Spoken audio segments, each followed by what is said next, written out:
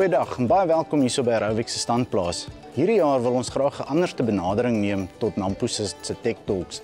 Die hele idee van hierdie Tech Talks is om vir landbouindustrie te wys wat se voordeel tegnologie tot jou boerderypraktyke kan bring.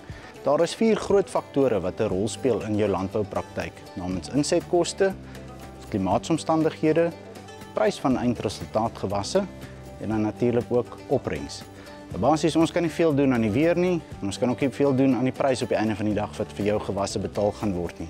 Maar waar Rauwik wel glo ons 'n verskil kan maak, is as dit kom by die insetkoste en verhoogde opbrengs. En dit is uit en uit waaroor hierdie Rauwik Tech Talks gaan, is om vir jou te wys wat se tegnologiese voordele Rauwik implemente vir jou kan bied om jou landboupraktyk tot op die volgende vlak te neem. So kom sluit gerus by ons aan vir ons volgende Rauwik Tech Talk en kom luister hoe tegnologie jou boerderypraktyke se insetkoste kan verlaag en opbrengste kan verhoog.